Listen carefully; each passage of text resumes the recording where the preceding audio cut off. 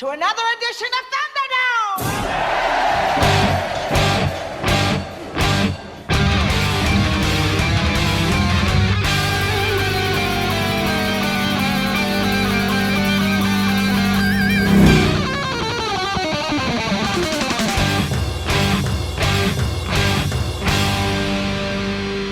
Welcome to the Mad Max Minute, where the driver's education program has really gone downhill in Mad Max Beyond Thunderdome, 1 minute at a time. I'm Rick. And I'm Julia. And today we're talking about minute 87, which begins with Max taking control of the cowhide car, and it ends with Ironbar struggling to keep up with the train. When we ended on Wednesday, Max had just brutally punched out the driver of the cowhide car and grabbed onto him, and at the very beginning of this minute, Max just tosses the guy out. Just full-on Indiana Jones, no ticket, boom, he's gone. Goodbye. Which, of course, leaves the driver's seat of the cowhide car wide open for Max to hop down into, and now that he's seated, he can take hold of the steering wheel. And we finally get Max as a driver again. Yeah.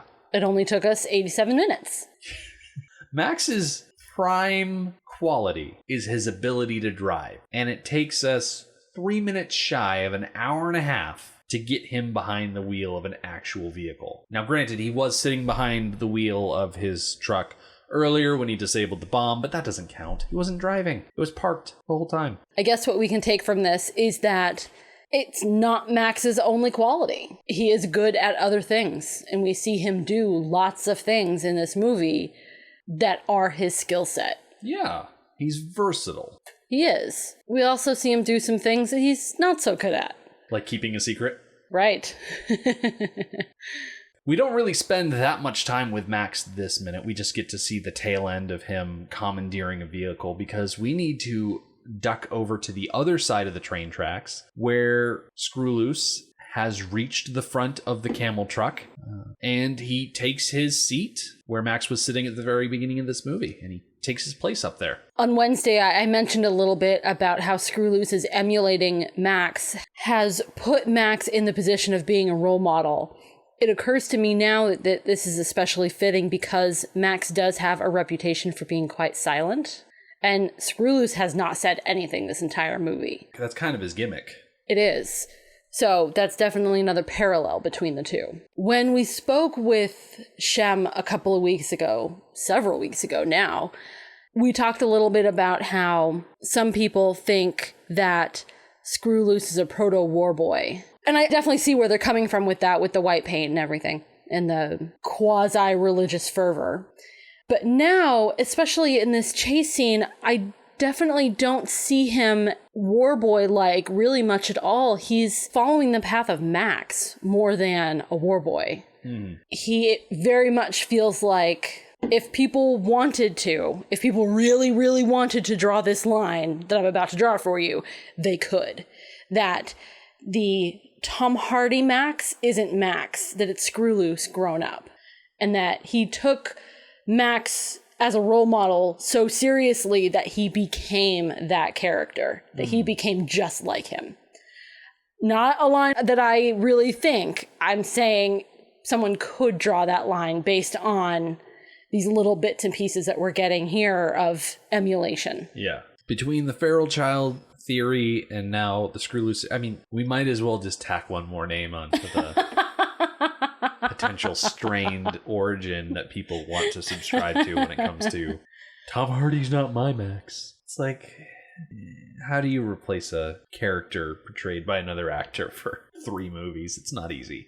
Lay off the guy. Oh boy. That will definitely be something very interesting and in depth that we'll get to talk about when we start Fury Road next year. The comparisons are going to be many. I can almost guarantee it at this point. Yes. Getting back to Scrooloose, he gets up on that seat and he pops his feet down, and the guard who is driving the truck sees this guy, this random kid, plop down in front of him, and so he thinks, oh, well, that's easy. I'll just grab onto him and try and apprehend them or something. Whatever guards do. Probably just wanted to capture him, throw him off his car type of thing. But Scrooloose is not having any of that. You don't touch Scrooloose unless Scrooloose wants to be touched, and so he has his frying pan, and he raises it and then swings it right down, hitting the guard squarely in the face. And oh my Yeah, you want to talk about Three Stooges type shenanigans in this movie. Anytime Scrooloose hits this guy in the face with the frying pan, the guard has this goofy expression on his face every time,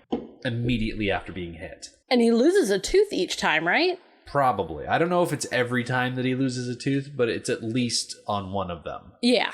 That he comes back with a giant hole in his dumb-facey grin.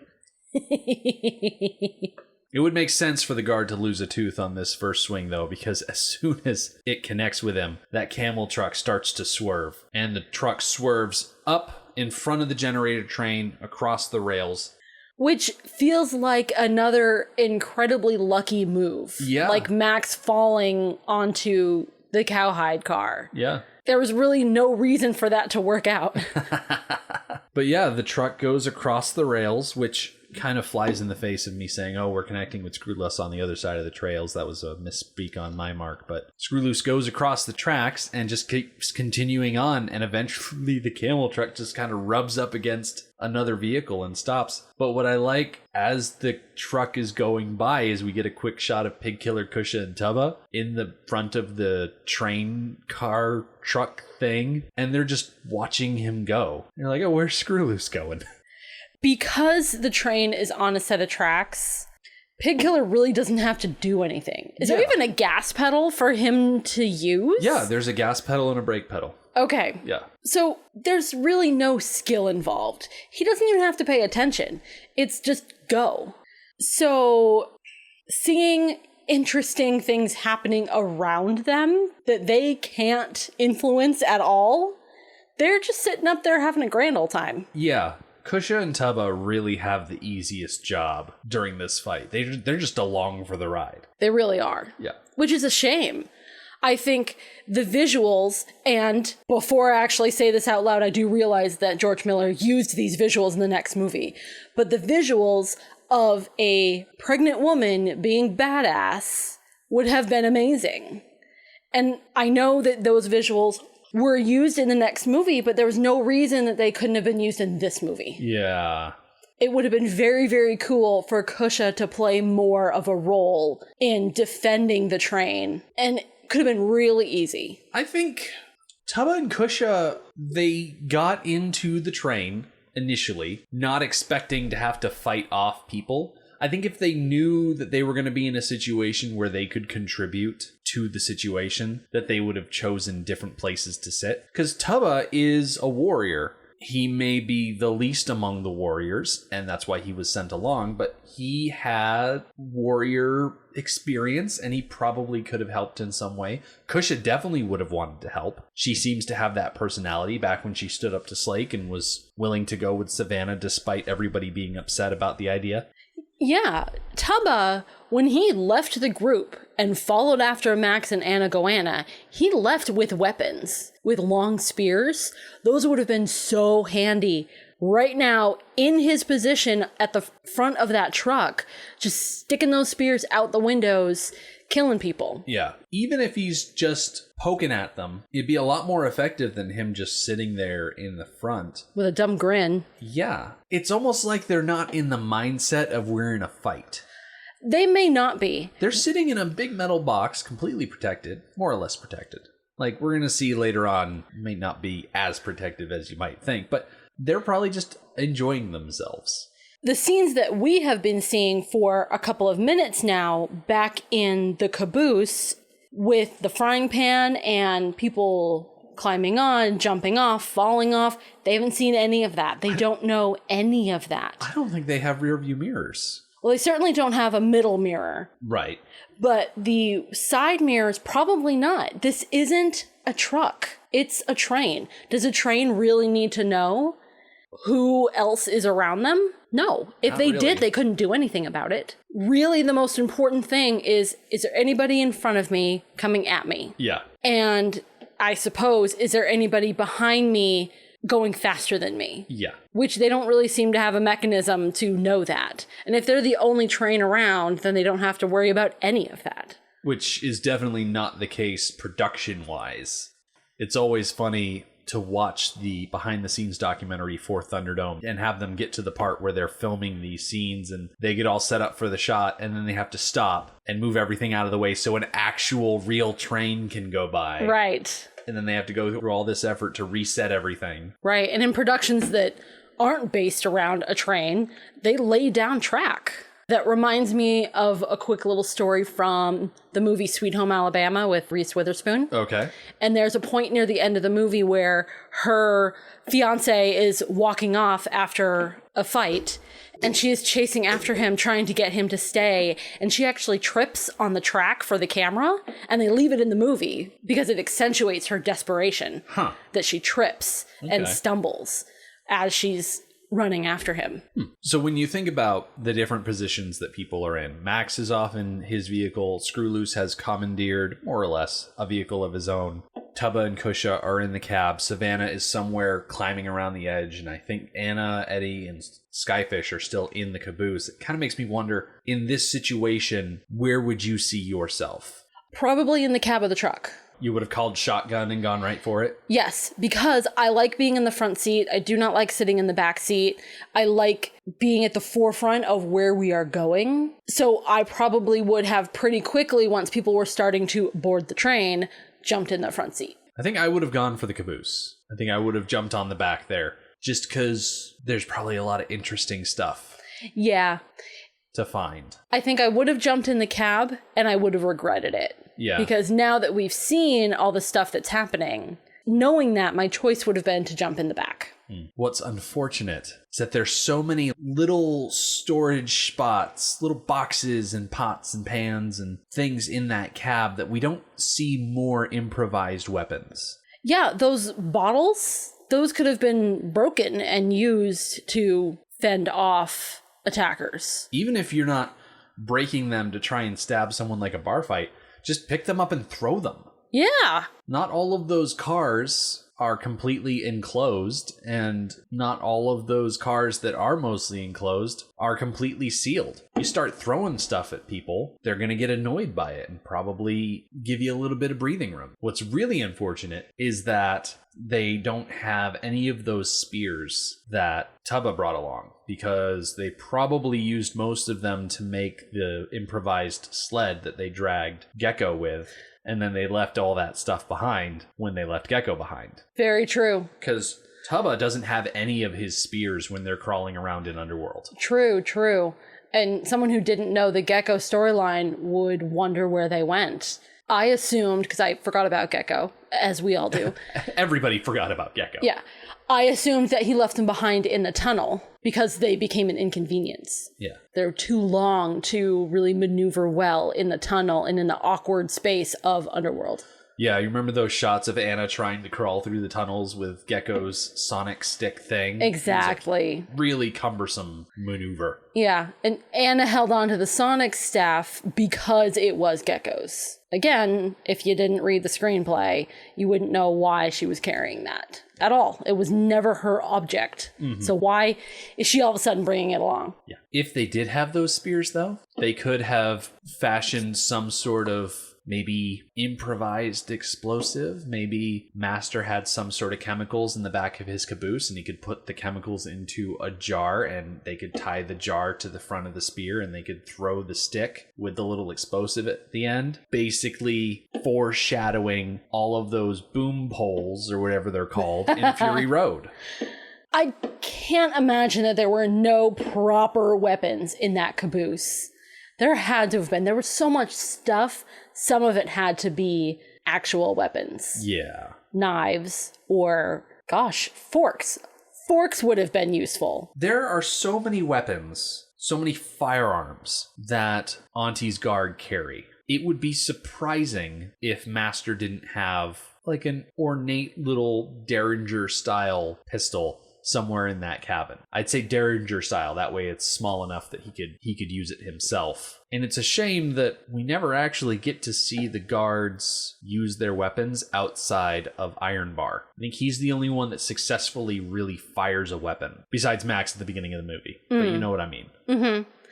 You know, speaking of firearms, the subject comes up a lot when we're talking about Mad Max. guns are a part of his story. But it seems really not often are they actually used. I mean, has anybody actually died from a gunshot in all 3 movies so far? Oh, well, they definitely died of gunshots in the second movie. Remember the guy that got blasted through the side window? Okay, I'll give you him. But in the first movie, was anybody actually shot? Bubba Zanetti? Okay. I'm just saying the ratio of guns to gun deaths is... Oh, it's incredibly one-sided, yeah. Yes. For all the talk of guns that we do, talking about what they are and their capabilities and could that shot really have hurt somebody, people generally don't actually get shot in these movies. Well, you're right there. A lot of the times they're just used in a threatening manner. They're not usually ever shot. But there are plenty of people that... 2. Well, those are 2 off the top of my head. Okay. I mean, if you want to go back and listen to the old episodes, you're more than welcome to. I don't have that type of time.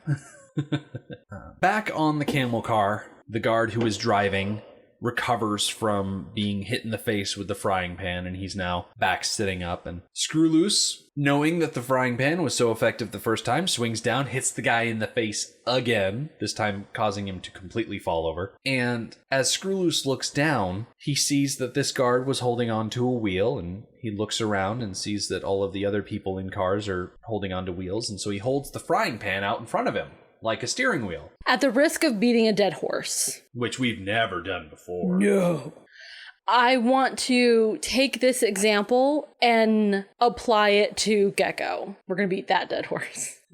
That Scrooloose, he's mimicking something that he sees, that he doesn't know why. He just has a vague understanding of, well, everybody else is doing it, so I'm going to do it. Yeah. And it's the same thing with all the Sonic stuff. Gecko saw it somewhere, maybe didn't understand it, but decided he wanted to mimic it. So, same thing here. It seems to be mostly how the kids have functioned for so long, is that they see something or they hear something, and they don't understand it, but they mimic it anyways. That sounds pretty standard to me. That does seem a lot like how children learn. It's why we can't use curse words when we're over at my friend's house. Exactly.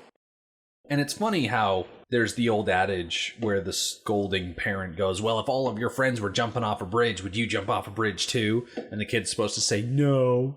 But children learn through example and mimicry. So a student of anthropology would say, well, yeah, that's how kids learn. They look at the behavior of the group and then emulate accordingly, based on depictions of success, which is exactly what Scrooloose is doing. He just happens to be holding on to the wrong wheel at this moment. And whether it's on purpose or not, the wheel is round. Do you think he holds it up because it's round, or just because it's the object that he has? I think he looks at the steering wheels in the cars and he looks down at the frying pan, and since they are both round, that's why he holds it up. Okay. So he's making the shape connection. Yeah. He thinks, I'm in a seat in front of the car, he's in a seat in the front of the car, he's holding something round, I've got something round. And then he looks around him and he realizes, oh, there's nothing connecting this round thing to the vehicle. Right, it's not doing anything. So he abandons the frying pan. Hopefully he doesn't need eggs made anytime soon or something like that. And he leaps down from the seat and he bends over and grabs the steering wheel. He abandons the idea of mimicry altogether. And goes at this the most awkward way that he possibly can. There's an easy way, and then there's Scrooloose's way. Uh-huh. And this car is just speeding along with this kid bent half over, reaching backwards down through what would be a windscreen if it was actually there. And he's just tooling along, fine as you please. Mm-hmm. And if I'm not mistaken, this shot of Scrooloose kind of driving away, I think it's the last time we actually see Scrooloose until he shows up after they've found Jedediah. Ah, okay. We'll have to watch out for him. Yeah, because I'm looking forward to the minutes ahead, and I'm not seeing a lot of Scrooloose driving around. Well, that's a shame. Because now that he's got control of a vehicle, he could be doing something with it, but he just kind of tracks away. Scrooloose is proving to be a rather interesting character that he hasn't been in the past. So we haven't really referred back to the books at all this week. I think because At least on the storybook side of things, not much is different. No, the same is true for the novelization. Things happen pretty much exactly the same. Really, the only difference is in the description of what's going through people's heads a little bit.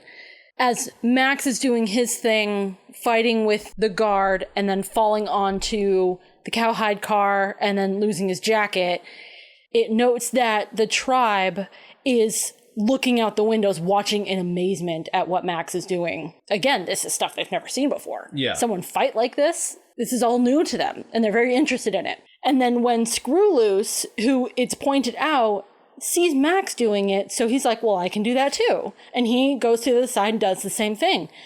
All of the kids run to the other side of the train and watch out the window in amazement as Scrooloose does the same thing.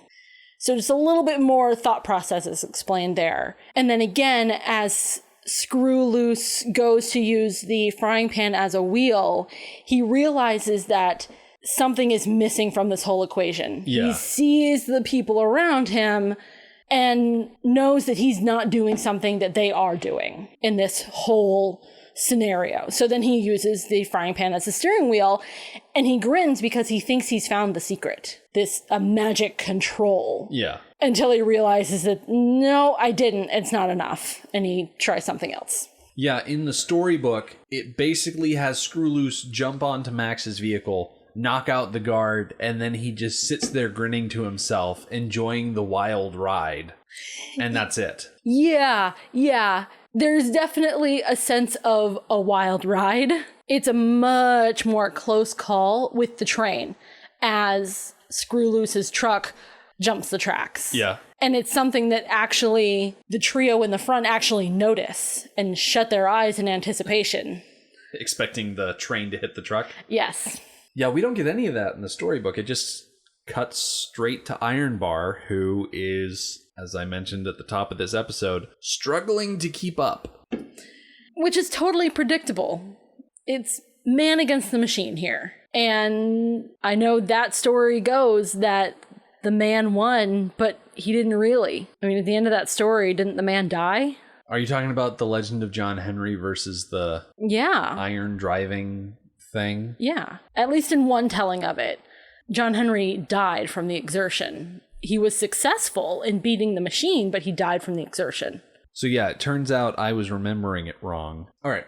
When I think of John Henry and all them, I think of the Disney movie Tall Tale from 1995. Yes. It starred Patrick Swayze as Pecos Bill, Oliver Platt was Paul Bunyan, and Roger Aaron Brown was John Henry. And in that movie, they show John Henry against the steam driving machine, splitting boulders and things like that. And in the movie, John Henry loses to the machine as far as driving a stake into stone first or something like that. And then John Henry is so upset that he lost that he gives one big swing of his hammer and it completely splits the rock in two or something like that. It's been a while since I watched that movie, but that's what I think of. But in the legend, yeah, it actually beats the machine, but then dies of exertion because of it. So let us hope that Ironbar is familiar with that legend and knows that you may beat the machine, but it may cost you your life. Yeah, I don't know about that. Well, he does have,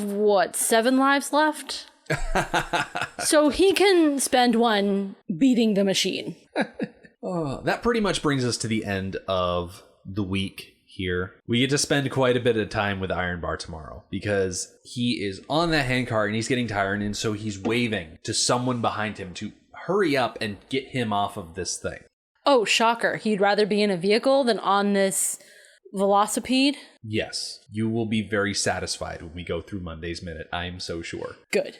So normally this is the part of a Friday episode where I start talking about our weekend show, Anarchy Road, but as you heard last week, we've wrapped up Hook. There's no more Hook to go through 5 minutes at a time.